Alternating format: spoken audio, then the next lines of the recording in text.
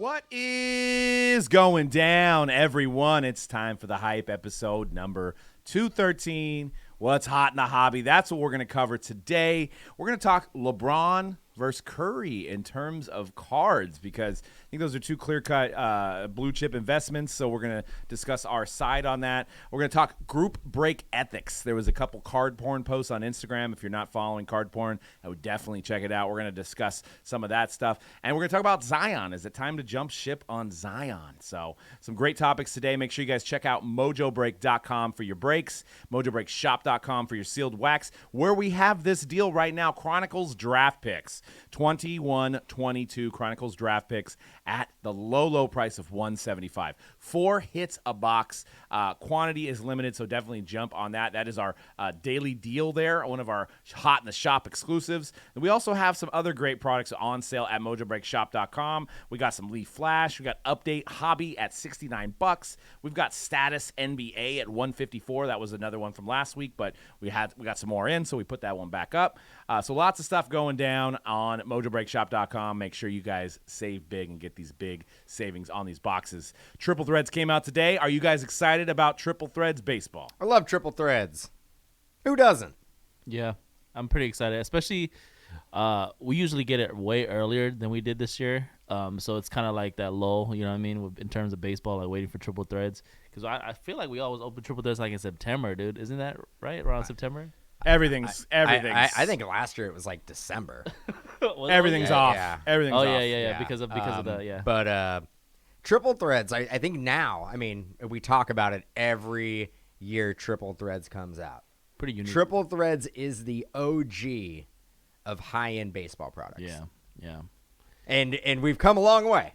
Yeah. Because there's a handful of products that are, I mean, now you consider Triple Threads on the mid to low end based on price point. But it used to be the creme de la creme. It was the ultra top shelf. Yeah, and make sure you guys jump in on breaks. We're going to be doing it all weekend at mojobreak.com. Pick your team and random style. Great thing about Triple Threads, for one, each inner case is going to have 36 hits, so it's pretty plentiful for breaks. And you're guaranteed a 1-of-1 or a triple auto in each case, so each inner case. So I know this morning Greg hit some nice 1-of-1s and triple relic autos that you can find on our YouTube feed at Mojo Break, so make sure you guys get in on that. We are going to announce our giveaway from last week, and we will be giving away more group break credit as well. So be sure to tune in. We're also doing a free break on fans of Mojo Break.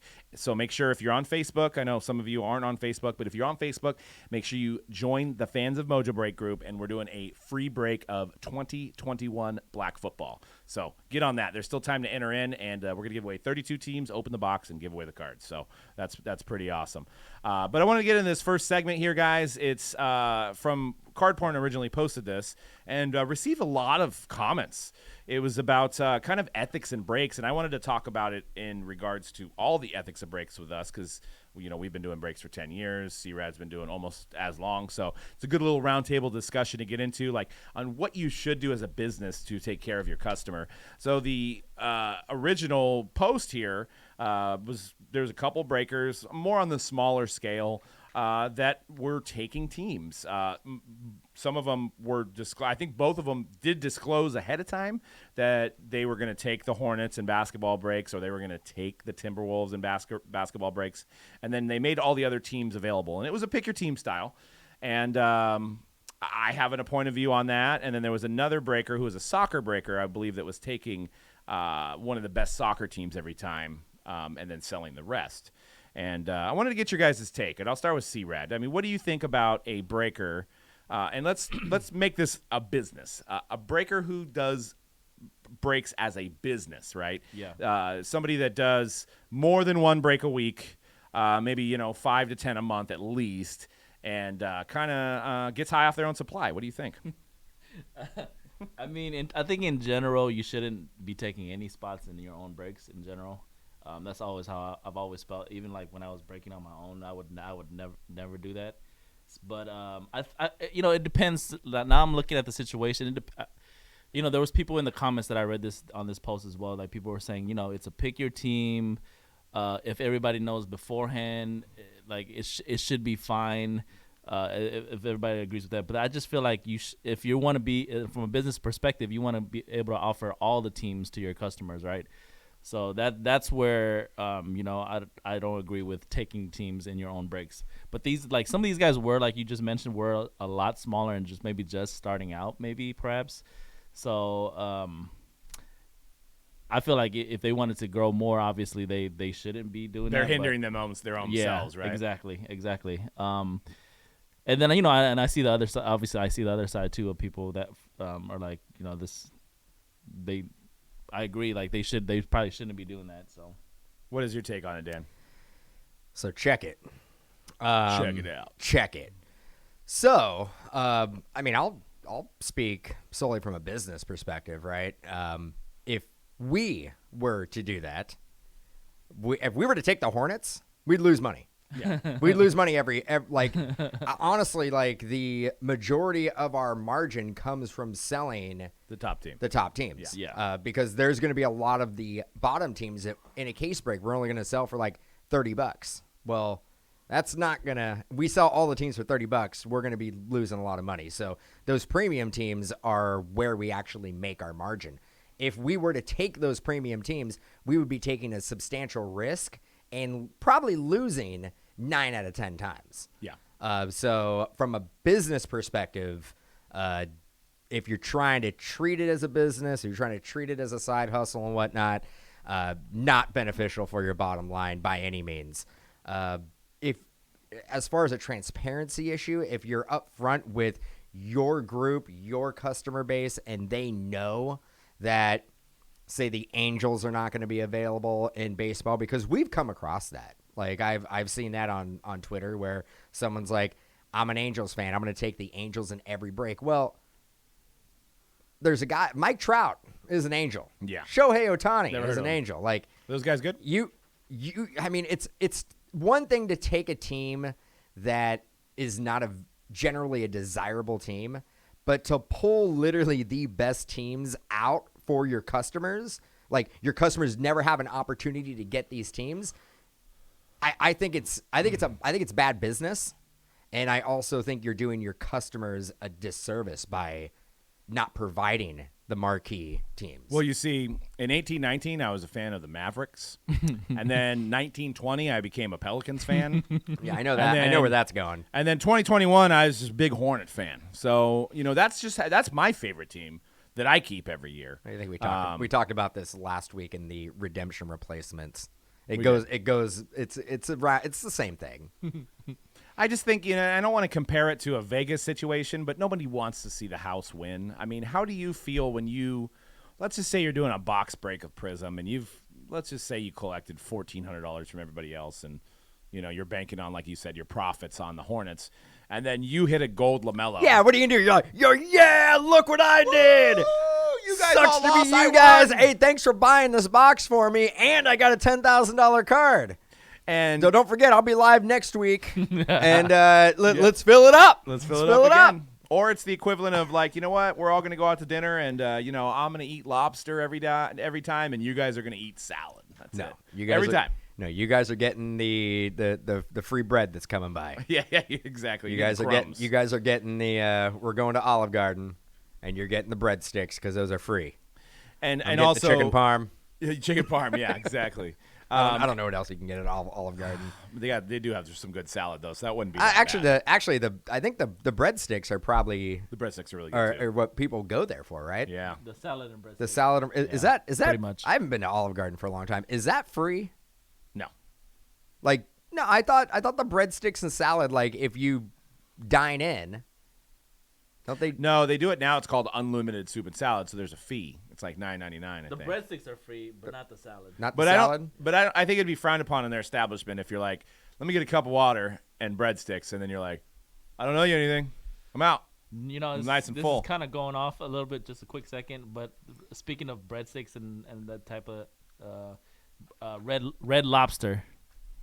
The Red Lobster biscuits. The Cheddar Bay biscuits. Yeah, still around. People literally, including me, if I could, I would just go to Red Lobster and just have biscuits. I think they sell the it probably doesn't come out the same, but I Yeah, think they sell it in the store. They do. Yourself. Just based on name alone of the chain, it's not for me. It doesn't. I know they have other things besides lobster, but I just wouldn't go there. There's no fish in the bread. If that's what you're asking. No, but there's I nothing from the seafood. I don't think there's anything. I think majority of the menu I wouldn't like. I actually, many fond memories of the bread there, as I'm a large gentleman here. But I actually eat too much bread, and then my food comes out, and I'm like, man, I don't think I got any more room left. I know bread will fill you up, bro. That's the thing. That's a trick. That's a trick about restaurants. You know, it's like I eat it by the basket. It's like my wife has turned into my parents because when I was a kid, stop eating bread. You're not going to eat your meal. And then now my wife's like, stop eating bread. You're not going to eat your meal. I don't know why my wife doesn't sound like that. But, well, I mean, if you've been married any amount of time, we know what that's all about. Yeah. I just come back. I'm like, I'll figure it out. Good. I'll still finish my meal. Yeah, I do too. No disrespect, but I feel like probably a lot of wives tell their husbands like, "Man, you're just another one of my kids, bro." Pretty much. Still collecting baseball cards, playing video games. So not a lot has changed. And I just had Shake Shack for the first time today, by the way. It's first not bad. time ever. I had it in the airport, and it's not in and out. I get two of them. I get those two confused: Steak Shack and Steak and Shake. Shake Shack. Shake Shack, Steak and Shake. I don't know what Steak and Shake is. Steak and Shake it's a chain. You've been there, right? No, you were there. We went to Vegas. Remember before we did the escape room? Yeah. That is Steak and Shake. Okay. I don't recall what they I have got like there, the cinnamon toast crunch shakes and like the weird shakes. Oh wow, I do like cinnamon toast crunch. Our listeners will appreciate this, and I just said it, but it's not anything close to In-N-Out. I'm sorry, people from the East Coast. I'm sorry. Yeah, it's not anything. It's along the same level. I don't have an opinion, but the bar is set so low with In-N-Out that I'm pretty sure it's better. Don't get the In-N-Out boys on the chat room. They're gonna be coming in the comments. They come in with pitchforks. There isn't a fast food chain that is more overrated than In-N-Out Burger. Ooh, more better than In-N-Out Burger. Overrated. You'll see. You'll see in the comments, Dan. You'll see. I know, but that's proving my point exactly. It's like a In-N-Out Burger cult. I mean, it's like it's just perfect. It's California. It's perfect. It's California burger. It's Cali. Animal style. We were talking about group breaks, but food is obviously one of my. You're talking about bread. One of my passions. Bread, which is like is a slang term for money, and bread is like what these breakers are trying to make by taking the Hornets and Timberwolves. It's what they're not making by taking the Hornets and the Timberwolves. But it's what they're hoping to exactly. To I mean, and one of the things that I think what people were kind of missing in the comment section, because these breakers were defending themselves, and they're like, well, we have everything pre-priced out. You can't tell me if you're expecting to take a team that you don't price the other team's a little bit higher to cover your costs. Yeah, 100%. Absolutely. I don't care who you are. You're doing that. You're not like going to price it out and be like, oh, then I'll take this. You're adding $10, $20 here to make up for that with the Timberwolves or with the Lakers or with the Warriors. If you're doing it as a business, you're not in the business of losing money.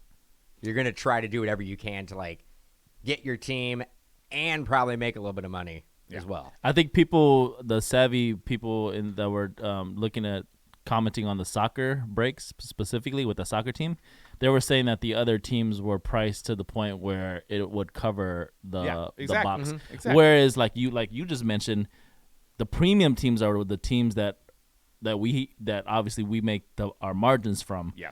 So it would be as if instead of charging $30 for the weakest team, like you were saying, Doug, we were charging $40, $50. Yeah, and they won't sell. Yep. Yeah. Like they won't. I mean, we do it enough to where we know what teams at the end that we're discounting for case breaks that are, I mean, dirt cheap. Yeah. Mm-hmm. It's always the same handful of teams. And it's just my take. We're providing a service. If I want to get involved in the hobby, I buy, and I do this daily. I buy singles, and I'll open the occasional boxer myself. That is what I like to do.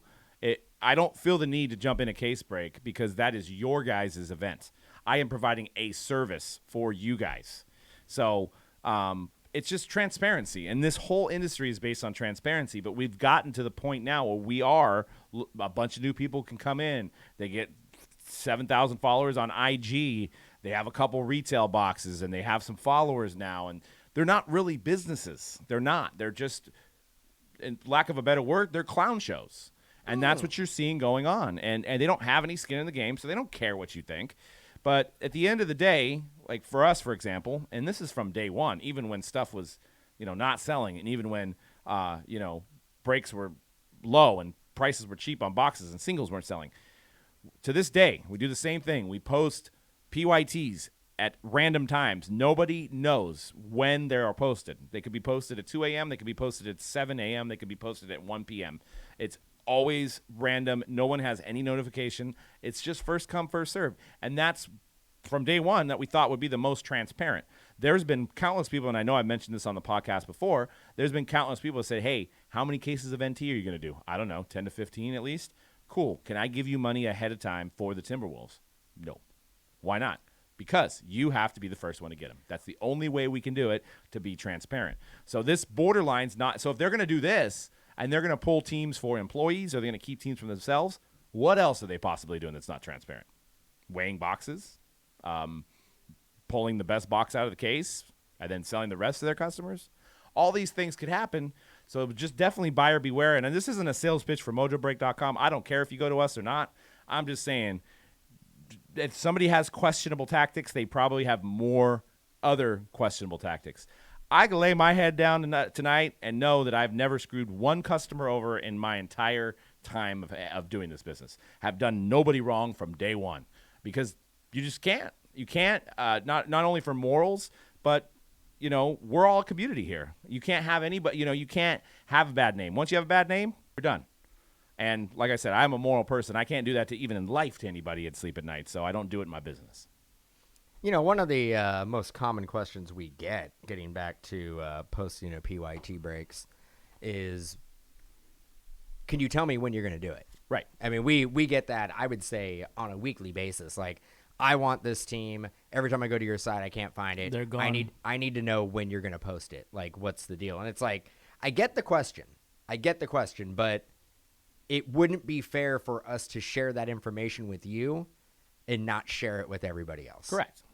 And the only other way that we could do it is be like tweet out. Say, hey, like at 1 p.m., Triple Threads, PYT number 5. But that's not good, because you're going to have double sales. So then what you have in the way the way a lot of e-commerce websites work, and when we list a PYT, there is only quantity of one of every team.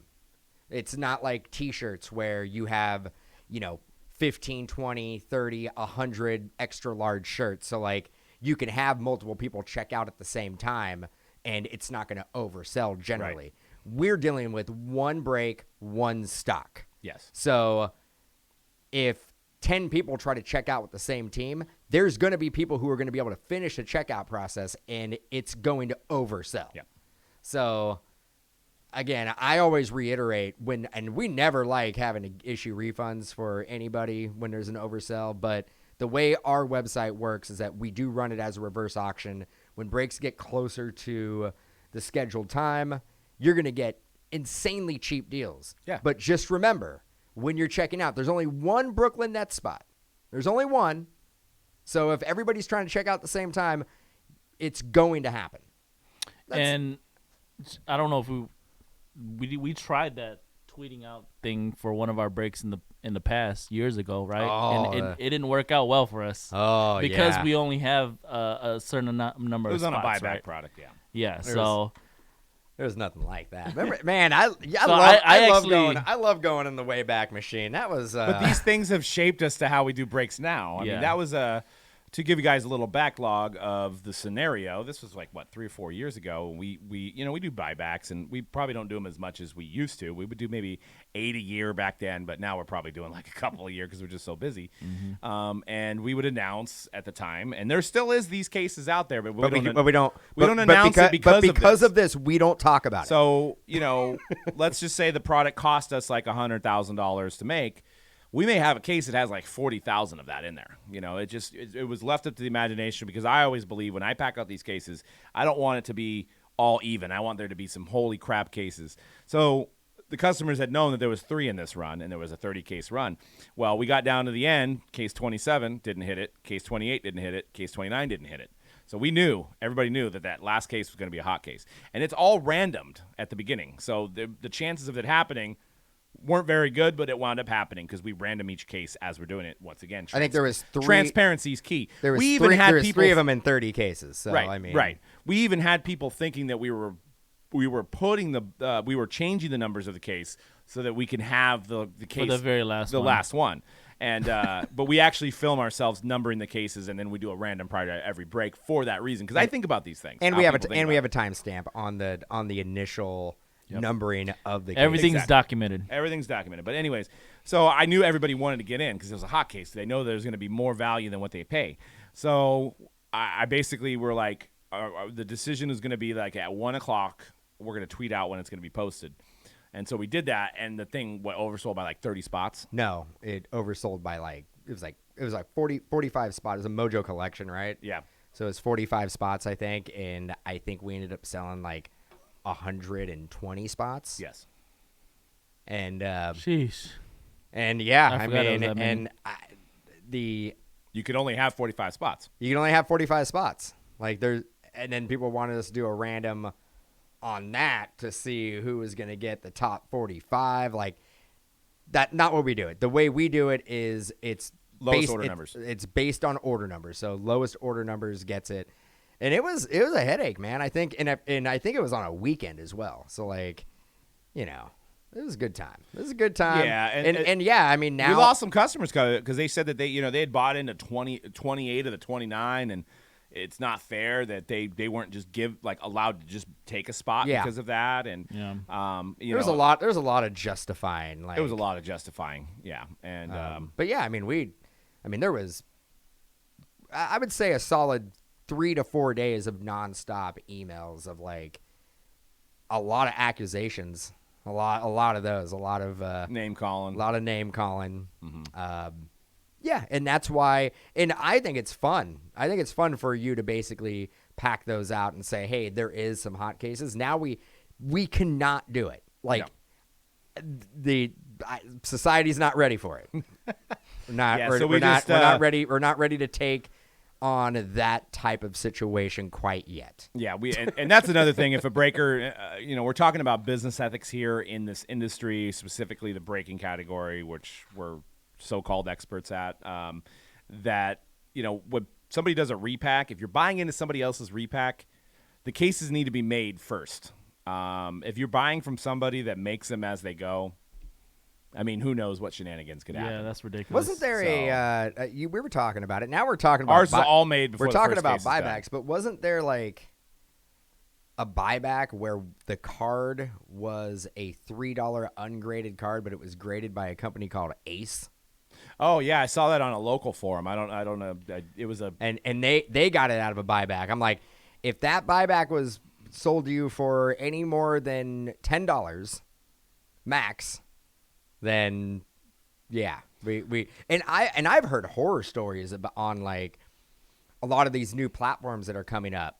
People run on there and they're doing packs or they're doing buybacks and stuff. I've seen some of that controversy too. And there's people who are charged. Yeah, there's I'm glad Twitter. you brought that There's up. You know what they do? They auction off their buybacks. Yeah, and there's people who are spending $1,200 to $1,500 and getting a $35 card. Yeah, and then I've watched it a couple times where the guy's hyping it up. He's like, if this auction gets to 500, if this auction gets to 500 with those two packs, and they also say, and then it gets to 400, and the guy does't get 2 packs. And the new terminology that people are throwing around with this type of buyback, hot pack, whatever we're calling it, is there's a floor and a ceiling. I know, I hate that. So you basically, you may make 100 packs, and you're like, well, I'm charging $250. The floor is $50, but the ceiling is $5,000.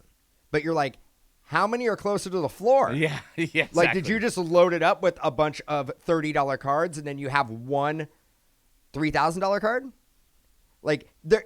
I know it sounds like it's transparent, but it actually is less transparent. It's almost like when you're trying to lie and you're overly lying.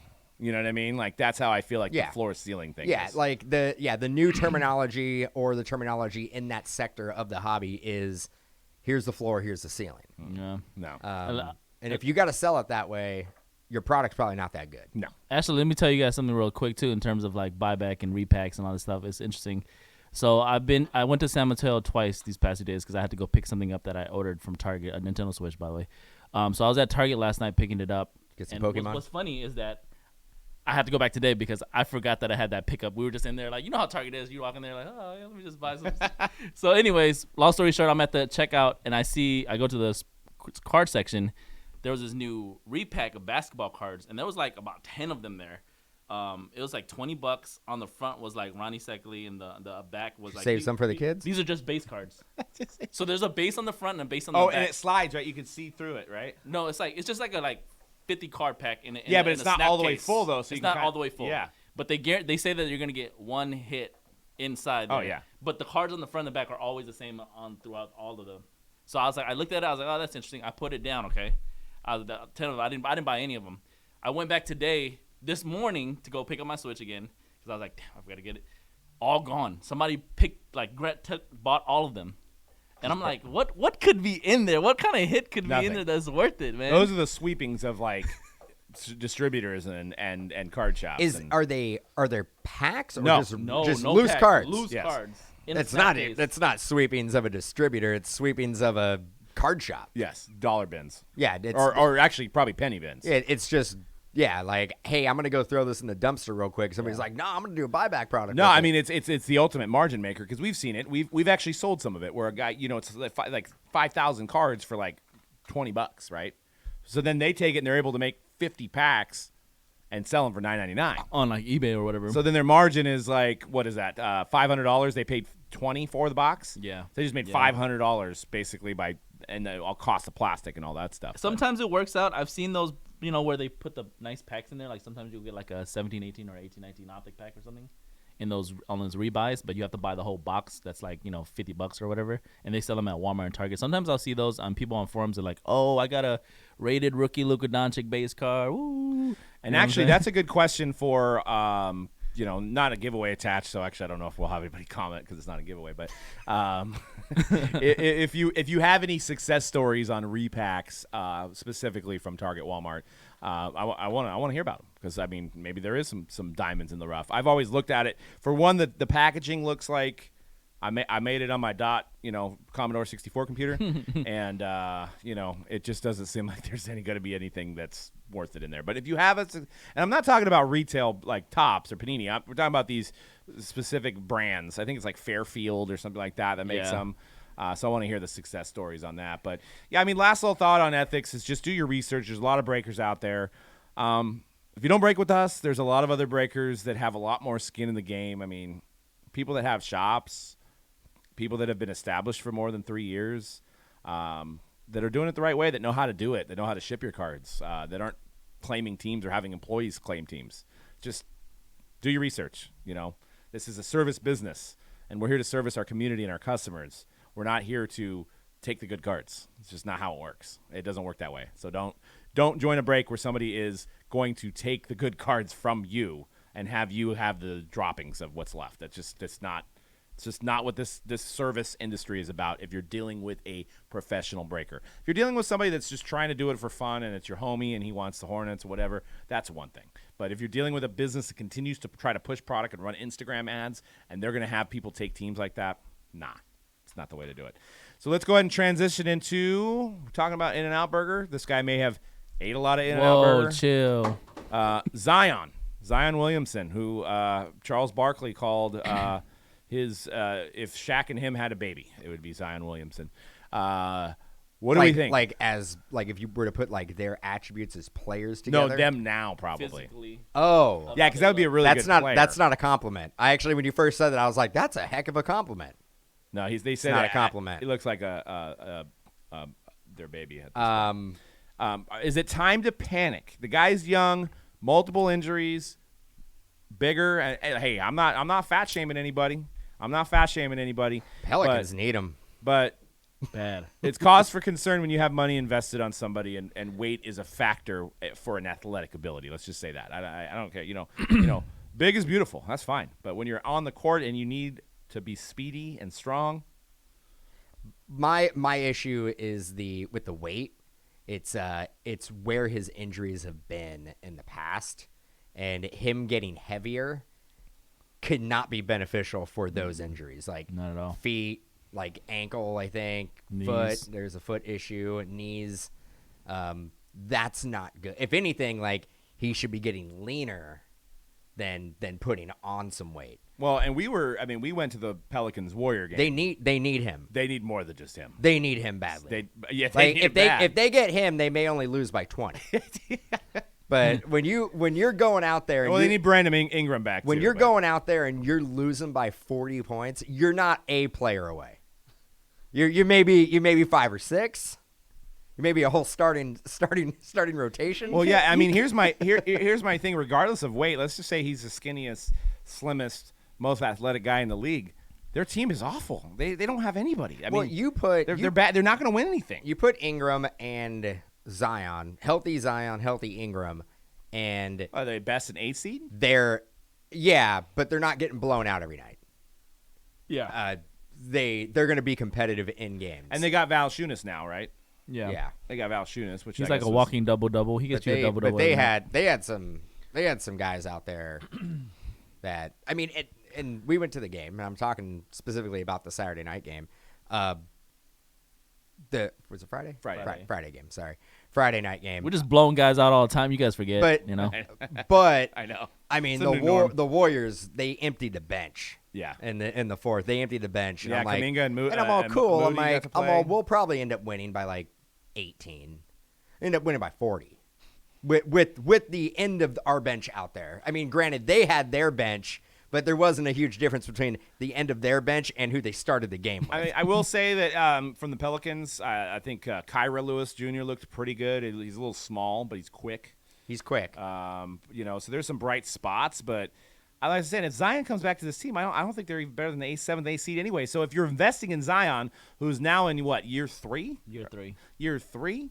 I mean, year 3 is the. I mean, John Morant was in year 2 last year, and he won. He beat the Warriors. Yeah. In the play-in game and played a good series after that. So that's progression. Like the Pelicans have regressed. So what are you hoping for? at this point? Well, I think if you're Zion, you go out there, you perform like you were performing last year. You Very get, underrated you get, second year. You get lean. You get lean. Look like a ball player, and then you basically beg for the Pelicans to move you. I mean, are either of you guys? Because the Pelicans are not, again, like, even if they get a lottery pick next year, they're not a lottery pick away. They're like going in the wrong direction in a conference that's getting better and that's been great for like the last 20 years. They are not getting any better. I don't know what the Lonzo situation was, but that's a player that you would want to have with Zion at this point. You know, like a guy that can facilitate to Zion. It doesn't seem like there's anybody on that team. I mean, like I said, we got Valanciunas. Well, they were experimenting last season, and it worked out pretty well with Zion playing the point. So it was like point Zion. And I know long term you probably don't want him to play point guard, but it didn't look bad. So I there's a few sales here, and I mean, are you guys buying Zion at all? Or is there any card that you want to buy? So I'm still on the Zion train. I still that he's a very special player, but the weight it's a lot of red flags for me with the weight. I just pray that him and the Pelicans organization and his team can kind of, you know, get him more fit. I'm not even gonna say lose weight, just more fit. I mean, you know, it is fat in the muscle, baby. Yeah, he on a just keto diet. His weight, will, like Dan was saying, is not gonna help him avoid injuries. No, playing the way that he plays the game of basketball. yeah. I'm looking at that. If I'm not mistaken, and I'm going to go back into the absolute peak of basketball when cards were selling for an insane amount. I think that PSA 10 was like a $1,300 to $1,400 card. That is a base. I mean, I believe. I think the base was. I think The it base got were to, up there. I think it got up to 800. I think it went down to 800. I think it peaked at like $1,200 for a PSA 10. Yeah, I mean, you might be right damn. because in March, right? March. I feel like March of this year was still the height of sales. I think people didn't realize pop reports. I mean, I think people have now switched into serial numbered stuff. People are locked in on it now. Yeah, and I mean, people see the pop report now, and it doesn't take much to just drop this down to 290 because there's like 10,000 on the pop report. So now people understand the pop. When we were exploding, nobody understood that. There's a point where any given night, you can go on eBay, and you could type in PSA 10 Zion. Hell of them. And there would be every hour. There would be auctions ending. Like, if you wanted to pick up 10 in one day and basically auctions that started at 99 cents, you can do that. Yeah. You can do that. So that just tells me that everybody had a Zion rookie. Yeah. And this absolutely. is before PSA like shut down. Like, this is why you don't see a pop report for base LaMelos or Anthony Edwards. Yeah. Because no one's going to pay $250. And they needed to do it. Obviously, this is So you proof needed, right here. you needed to do it with, and this is actually probably why there was such a backlog. There's probably people who are still getting Their Zion PSAs. their Zion PSAs back from his rookie season. Oh, and they've lost probably $800. Yeah, 'cause they were like, when I sent this in, it was selling for 12. Now it's going for 3. Yeah, absolutely. Yeah, But that finals ticket there, right? That's numbered to 35. Yeah. $6,000. That's a lot. Yeah. That is a lot of money. You can get 2 LeBron, obviously not numbered, but two LeBron tops, regular tops, PSA 10s for that price. I don't think I would. Almost. Man, I don't. If I had $6,000 to spend on a Zion card, I don't know if that's the Zion card I'm going after. I mean, it's what, top 5, C-Rad, you think? Yeah, contenders. Top 5. I mean, people are still possibly. paying over 6 figures for the RPA. I mean, there was one that just sold for $130,000 RPA. So people are still buying those ones. Is Zion like? I often wonder because we do base this hobby based on how these players play, but some of these guys become Somewhat. like culture icons, right? Yeah. So regardless if he gains another 300 pounds and he's He can't. No, he can't can't. gain He another can't. He 300. can't. he's couch ridden at this point. It's already risky right now. But people are going to remember do the it. culture, the Zion boom era. Yeah. And it's more of an art piece rather than the player. No, It'd be hard to do. It'd be hard to do for him to be on the basketball court and play and still gain another 300 pounds. Well, he hasn't played. I mean, he's getting ready to play. It'd be hard. Yeah. He'll be back. And you know what? Right now might be a great time to invest in Zion for like a quick flip. He comes back and he has one of those Zion games where he goes for He's gonna have a few of 35 those. points. He has 10 boards, 15 boards, 10 assists, whatever, and he hits a game-winning shot. That $300 PSA 10, regardless of the pop report, pop report can be like 15,000. Tongue twister. Yeah, it'll go. You could probably double your money. He has one of those games. It can be a $600 card. Yeah, I mean, I don't think that'll happen. I would say invest in Zion at these prices more so than investing into Luka in his current prices. Not at all. No. And Luka's prices are dropping. like I just got a Zion. PSA 9 silver for Luka's $1,800. Luka's prices are still insane. They're still insane. Insane. Even if they have dropped, they need to take Another comment from the comment section. No giveaway attached. Luka, are you buying Luka still over Zion? Would you given the choice? And keep in mind the value for value. You might still be able to get 3 or 4 Zions for the price of 1 Luka. So would you rather have 3 or 4 or 5 Zions or 1 Luka? I want to know what people think because I think I'd rather have 1 Luka at this point. I'm out on him. I'm not out on Zion yet. I think a lot of red flags though. Yeah, I go with quantity. If you can give me 3 for 1, I'm taking the 3. You could probably actually get 5. You're taking the 5 for 1. I'm taking the 5. Yeah. I just think you have more of a proven player. You have a more proven investment. It's like Luka is a Tesla stock and Zion's Shibu. I know that's crypto and stock I just mixed together, but it's like investments. Curry is like a Tesla stock. Curry. Zion's like Penn National. You don't know what he's gonna spout off. Zion's like Curry's like Bitcoin, BTC. like Zion or Luka's like Robin Hood, like their stock. DoorDash. It's like up 10%, down 10%. Speaking of that, you know what pissed me off is I was watching. I don't know if we can really dive into this. We're doing it in stocks. We can. I heard there was a new electric car manufacturer that's backed by like Amazon and somebody else, right? Amazon car? I don't know, but the stock opened at like 30, and they were like, it's gonna go to 100, and so I was like, I went on there when it was 30, but my app wouldn't let me buy it, and it went to 120. Well, it's at 100, like 100 something now. What is it? It's like how fast did it get up there? Rivian or something like that. How fast did it get to 100? One day. It just opened today. Why couldn't you buy it? I don't know, because I think they're trying to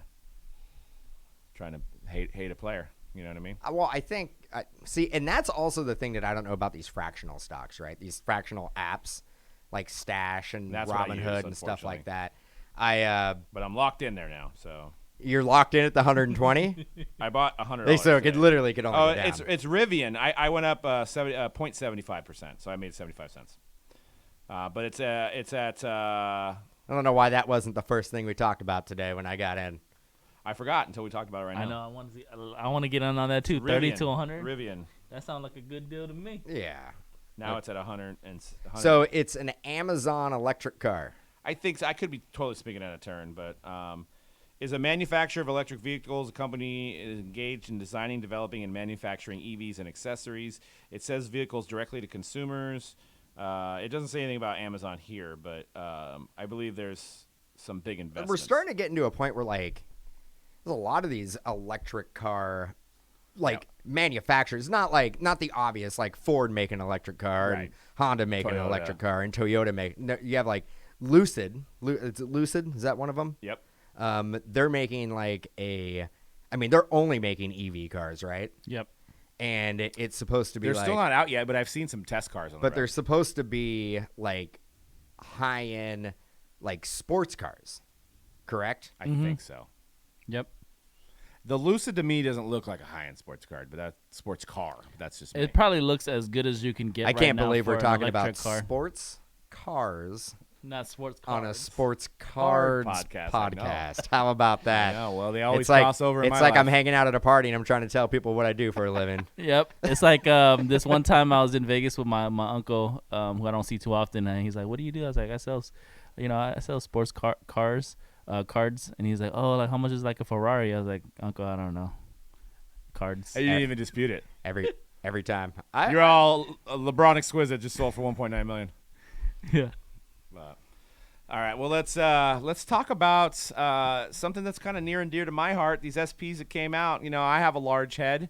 Topps got the big head SPs out of update. What do you guys think? I like it. You think it's cool? I like it. It's like NBA Jam. I like it a lot. Is this new? For this update, yeah. They've never done this before. No. They actually did the big league has big heads, but that's like a kid's product. I love this SP. I love it. You do. I'm not even. You're not being sarcastic. No, I love it. How do you think the players feel about it? I know. Yeah, exactly. What if you already have a large head? Like if they put me as a big head, it might look normal, and I'd be just offended. normal head. How are they selling? Really well. Yeah, I love it. I think it's new, fun, and exciting. Fernando Tatis apparently sold for $1,500. You can see in this next slide, the Shohei's already at 610 with 5 days left. Trout's at 600 with 3 days left. And supposedly that Tatis that was in the last slide sold for $1,500. So people apparently really like it. I think this is the best Topps SP that they've had. You're kidding. In the last 10 years. That's all I need to do for you. Is just that's just all I just. Make it fun. And what if it was big feet? Would that tickle your pickle just as well? That would be weird because you don't really see the feet in anybody's cards. It would be like a Bigfoot parallel. Like, I don't... You found it. It's like, remember the little headliner? Like, there used to be, like, little basketball characters. That's why you like it. Yeah, they had, that's why you like it. Yeah, they're cool, man. I like the starting lineup. I didn't like the big heads. The big heads. Yeah, like NBA Jam. Like, when you put the code in. Yeah. Like... your team's not going to be any better, but you feel like you're going to win. Like, I should get every rebound. My head's 17 Yeah. feet long. I like it. I think it's great. Props to Tops. Don't say it enough. Actually, first time I'm seeing this, I did have somebody mention in the chat room. They're like, "Oh, you haven't seen those SPs?" I was like, "No, I have not seen them yet." So now I have. Yeah, I mean, I'm not a fan of it. Maybe it's because I have a big head complex and I just don't want to see it on a card. I just think it's good for the kids. I don't think it's like to collect for me. I don't. Why for the kids? Because it's like cartoony. It's like a cartoon. There's nothing cartoon about it. It's Well, just. I think it, man. Whatever. That's why we can't have fun. It just. I mean, look at it. I am looking at it. It's very cool. Very cool. I don't know about that, man. What do you think, C-Rod? Do you think you're they kind should of make it- I'm indifferent about. You're the kind of in the SP. middle? I think Yeah. they should make a set where it's all big heads and just chrome it over. You know what? Donruss has an insert called Whammy. Yeah, Yeah. and it With has big heads. has big head. Yeah. That's a big head. And it's fairly popular in there. It's just that there's only 5 guys on the checklist every year, so it's not rare. You know what I mean? You only get one per case. I just but what I there's don't only 5 guys. What I on don't that like checklist. about that is I don't like the whammy like labeling as whammy. I like the fact that this is just a regular card with the big head. with the big head. Yeah. I don't know. I'm not into it yet. Maybe it'll grow on me. Sometimes these things grow on me. You only have a year or two to. I think you're in the minority based on what the market's doing. Seems like it. I think people will agree with me. Yeah, you only have a year or two to get used to this. Because Are we going to spin off into Topps Big Head? Topps Big Head baseball. Because we don't know if you I'm- know. Yeah, we don't know. Yeah, we don't know. I'm what's going telling on. you, chrome it over, man. Make it a standalone set. This got Topps Big Head Chrome. Big head chrome. Well, I need to, and this is how random we are. I need to pick a winner from last week's giveaway. What did we But- give away? What was it? That was a date with you to Red Lobster, Sweet. I got to try the cheddar biscuits. Cheddar Bays. I'm somebody's looking forward to it. It's the only thing I'm getting. Somebody's going to hold us to that one. But I wanted to talk, because we talk about Jordan LeBron, right? But why don't we talk about the 2 best active players in the league, which is Curry and LeBron. And we'll talk about it in terms of their cards because, it's always the conversation. Like I said, Jordan versus LeBron. But there's some astounding numbers here when it comes to some of the, pivotal blue chip cards. Now, these cards obviously aren't for everybody. Very few of us can afford these. And I'm not speaking for myself because I can't afford it either. I'm saying very few of us can afford it. But it's kind of staggering to think about some of these prices. So you look at the 2009 10 Topps Chrome, Topps regular Steph Curry PSA 10. Sold for $11,000 recently. So that was November 7th, right? And that's a pop 362. So a LeBron, which has a little bit higher pop, 2,038, sold for $4,000. So Curry's outselling him by 3 times almost, right? Yeah, but More rare. But really look at the pop there. Yeah, I mean that does play into it. So I look at this and I go, well, if there was only a pop 362 on the LeBron, it would be like almost a $20,000. But you know what's crazy, and I think that Topps, they didn't make Topps Chrome that year. I think the Chrome were inserted into the Topps that year. I think what you're seeing here is that was a weird year for Topps basketball, And they didn't make that and much. I don't think they made that much. But obviously they run the presses 0304 because it was King James. He's already on Sports Illustrated magazines, so they had to have ran the presses in 0304. But 910 they did not. Yep. They didn't think that Westbrook was it Westbrook? No, it was Harden. Harden. They didn't think Harden and Curry were gonna be sought after to run the presses more. Blake Griffin. Blake Griffin. Plus, that's when there's a reason they have these photos of the face photos, right? Not the full shot photos in 09, 10. Yeah, there but was why- a reason, but there is a logo on it still. But they must have not had a rookie premiere, maybe is what I'm Yeah. what we're Yeah, there thinking. may have not been a rookie photo shoot. They probably just There weren't even was excited about it in general. It was if I'm not mistaken, the last year the Topps basketball license, Yeah, because Panini did jump in the next year. Yep. Yeah. 10, 11. Mm-hmm. and So they probably just weren't even excited then about there, even then there making was it either. then there was a lockout. There was a lockout the year of the 10-11, so those Yeah. guys didn't play, I don't think. Yeah, so it was an interesting time for the hobby when it came to basketball. And then you go into the Chromes, right? So you got the LeBron Chrome, which is a different design, which they had 2 standalone releases. But Topps Chrome for the Curry year the Chromes were inserted into the Topps flagship. So that just tells you how much was made. The Topps Chrome was numbered to $9.99. The LeBron Chrome not numbered.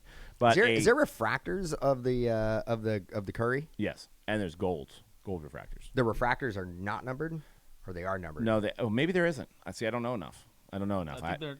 Oh no, wait, that's the regular chrome. Because I know there's golds though. Because that is the regular chrome. That's numbered to $9.99. Correct. Yeah, because the refractors they sell for like 6 figures, I think, dude. So you're looking at for those listening here on the audio version, a chrome LeBron 14,000, and that one ended November 9th, and a Curry BGS 9.5. Couldn't find a PSA 10, 30,000. So almost double there. But then you take it a step further, and you look at the pivotal, the highest end of both players, the National Treasures Curry RPA, which is number one card you can buy of him, and the Exquisite RPA for LeBron. So a Curry National Treasures 9.5 sold golden auctions, was in January, $450,000, right? But and number to 99. But a LeBron Exquisite BGS 9 sold for $1.9 million. Number to what? 99. It's not the 23 and 99, is it? No. This one is I didn't do that one on purpose. Okay, because I was like, I'm all that. That changes everything a little bit. But this one's 57 to 99. It has a nice patch. So it's weird that, to me, looking at these markets, that the Curry base stuff sells for more than LeBron, but then the LeBron patch auto sells for 5 times the amount almost. Could it be? It's the exquisite thing, dude. It's an exquisite thing, and that was Panini's first year National Treasures, and there was a lot of the backlash that I remember at that time for Panini's first year is that actually I don't know if that was their first year. That could have been playoff still. Oh, I don't know, but then Panini did have those left over for replay, so maybe I just remember people complaining about Panini's design the first year they took over the basketball license. Looking back at it now, I think that's a great design. I think it's a great design, but I think it's a great design because of the player who's on the card. Possibly. Like I think I don't have from a design standpoint. I don't. I think we made that card so iconic that the design is just something that we like now. And the Steph. The Steph. Yeah. I think that if it was a different player or it was a different era, like even if there was like a Blake Griffin, who I think actually was a redemption in that. He maybe not, but like if it was a Blake Griffin, it still would look nice. But I think Curry, him being so iconic, makes that set. Yeah, and it was the We Believe jerseys, right? One of the last years they wore those. So our giveaway winner from last week is Ellis L. So go ahead and message us through the website at mojobreak.com with your info, and we'll get you that gift card. That's going to tie right into this, our next, and I'm going to ask this question to you guys. And so the giveaway, we're going to give away another $150 in group break credit. So all you got to do is comment below here on the Mojo Break Media content to get entered in. If you're listening audio, jump right on to the YouTube and comment. And also make sure you subscribe and hit that thumbs up for us as well. We're definitely we love doing this and we want to grow it for you guys as well. But my question is, will Curry ever pass LeBron in the hobby? Will Curry ever surpass LeBron? Yep. And for the winning question, I want to know why on either side. Curry seems to be more likable, right? Yep. LeBron has a lot of people that love him, a lot of people that hate him. I think the majority of people tend to like Curry. He kind of stays in his lane. So we'll start with C-Rad. Do you think Curry... Unless you're playing the Warriors. Right. That's true. Do you think Curry could ever pass LeBron? And we're looking at championships. LeBron has 4 and Curry has 3. Yes, he will. Okay. Maybe I'm obviously not maybe. I'm speaking from as a biased Warrior fan. First of all, Curry is gonna have a run at a couple more championships. That's one. He's gonna have a couple more runs at MVPs, and the price disparity is. You know what? It is strange to me that the base chromes, and I get it. The pops are lower probably on the base chromes, but his NT is like not even half of an exquisite RPA of LeBron's the same numbering, and it's a better grade. I think if he doesn't pass LeBron in the hobby love, I think he's gonna catch up to him. Still $500,000, dude. I know. Yeah, it's not like a lot of people. You're acting like I mean, things on the discount rack, dude. Bro. Trust me. I look at this card every time we talk about this card, this RPA Steph Curry. I'm gonna go home and probably cry for like 8 hours I know, straight. You were thinking about buying one when they were like $10K. $5,000. I had a chance to buy this after their first championship multiple times for 5K, but the guy was holding out for a little bit more, and he did end up sending for like 5,500. So that 500 that I didn't give up, I lost myself a house, literally. And I wouldn't have sold this card either, because as you know, we like to keep, as Warriors fan, Raiders fan, I keep all my cards. Like I never sell these cards, so I would still have this card to this day. Yeah, I mean there'd be no reason to basically move, and the only way you would like sell it if you're like Curry basically is like, I'm going to the Hornets and I hate the Warriors. Exactly. Like exactly. I hated every I mean, game the Warriors I played. the Warriors got to give him a blank check for the rest of his career. He's like I can't stand the fan So base. I feel it. I feel pain every time we talk about this card, like real pain. You guys know, like we all have this if you've been in the hobby long enough, we all have these stories. We've had cards we should have bought, cards that we missed out on. You know, we all have these stories, but this is painful. Cards we sold, especially as a Warrior fan. This is painful, bro. I think as far as the hobby value, LeBron's the GOAT. LeBron will always be the GOAT. No one will surpass LeBron. Give Curry a I love Curry. Even if I Curry love Curry, wins, but like even if he passes him LeBron up?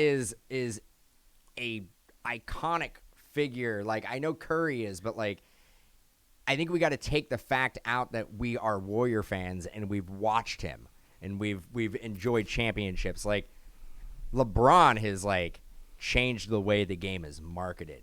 LeBron has changed everything about the game. He is the modern day GOAT.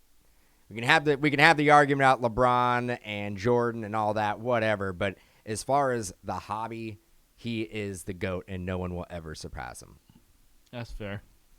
And LeBron is he's about 3,000 points away from Kareem Abdul-Jabbar, which I don't know if that will happen, but he's currently sitting at third. He obviously passed Kobe last year. I mean, LeBron.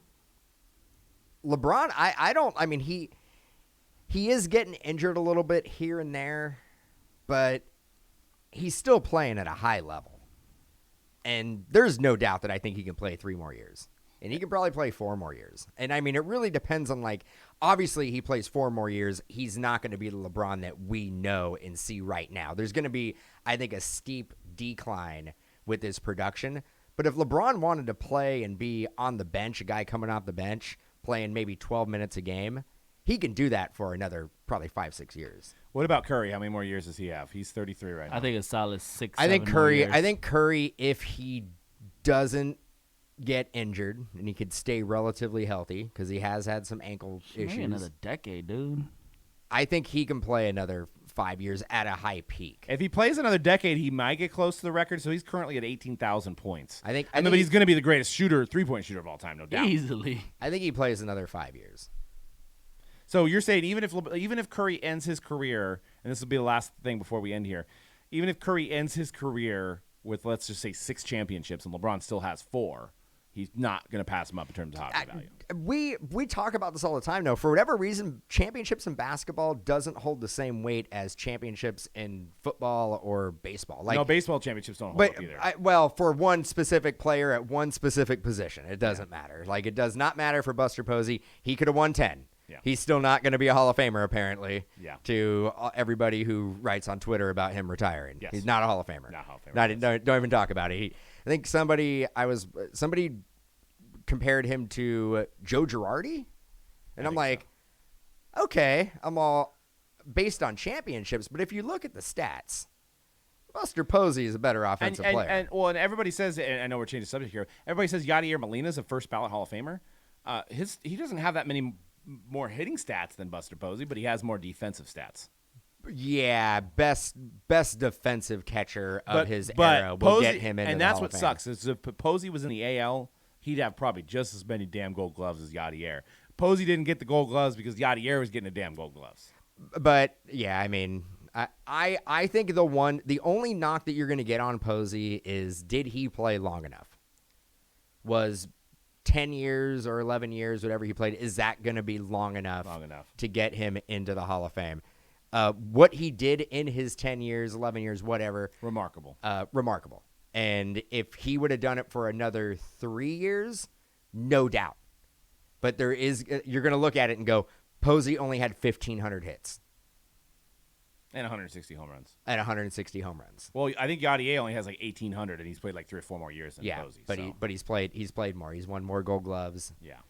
Not more championships though. But wow, that was not even close to what we're on topic. No, but yeah, I want you guys to definitely comment on is Curry ever going to pass up LeBron in terms of the hobby ranking overall on everybody's big board, and actually real quick, is Curry a top 5 player in the hobby of all time, C-Rad? Hell yeah. Yeah. No, I absolutely. Jordan, LeBron, is he third then? Is it Jordan, LeBron, I Curry? think Jordan, LeBron, Curry. Kobe probably, yeah. Jordan, well, I think if you look at Curry's prices and Kobe's prices, I think similar. If Curry hasn't surpassed Kobe prices yet, he will at some point. Yeah. But I think it's basically LeBron, my opinion, LeBron, Jordan. I'm talking about like hobby prices and the increase that we could see out of these players as well. Jordan just didn't have. I mean, he has like a lot of key '90s cards, not just his rookie stuff, but he has a lot of key '90 cards. Yeah. Like the precious metal gems and the, all these other inserts. But yeah, he didn't get the same amount of. He didn't get the same amount of cards as LeBron. Yeah, and I think it's yeah. And we don't have modern autographs either. So yeah, LeBron, Jordan, Curry, Kobe, KD. That's fair. Extra points. Put your top 5. Your top 5 hobby basketball players. Yeah. Top 5. And I'll just do real quick before we leave. Okay, I'll just be honest. He probably won't ever pass LeBron, but I think he's gonna catch up to him. Be comparable. I think so in the hobby. To Not LeBron. even a homer talking. I agree. Yeah. I mean, he won't pass him. Yeah, He won't pass 1.9 him. million to 450,000. He won't pass him. He's gonna have to do a lot for Close the gap. For that NTRPA to sell for $2 million. He's gonna have to do some pretty remarkable stuff, and he's done. He's done some remarkable stuff already. He is. And what could he possibly do? He has to score 100 points a game. Does he have to average 45 points a season? Like, I think, what does he have to win? Like, keep breaking the 3-point record. Does he have to literally win every championship until he retires? A couple more MVPs, a couple more championships. I don't know. A finals MVP is going to help him a lot too. I don't know if he gets another MVP. He's going to get one this year. I feel like he got snubbed last year. Yeah, and I think he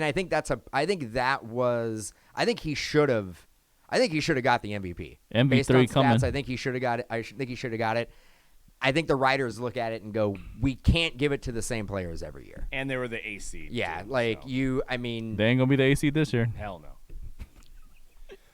He's going to get I think they already locked up the 8th seed, actually. How far are we in the season? I know, seriously. I mean, they've lost one game, right? What are they? They're 9-1 or 9-1. 9-1. So it's good time to be a Warriors. Anybody want to go to the game tonight? I got 4 tickets. I think they sold. Oh, they did? I think so. Nice. Oh, I had 2 tickets left. Oh, maybe they are. I went way down. It's hard to put meat in the seats at Chase, man. No kidding. For real. Well, that's all we got for the show, guys. Once again, make sure you hit subscribe here to Mojo Break the Hype. We do this thing every week. This is episode 213, so there's plenty more back catalog to listen to. Join breaks at mojobreak.com 7 days a week. We're live. We always have something going on. PYT randoms, all sports, including racing. We're doing soccer, baseball, basketball, football, all that stuff. And for low price on wax, shipped right to your door, mojobreakshop.com. And that is it for today's show, and we'll see you guys on the next Hype. Peace out.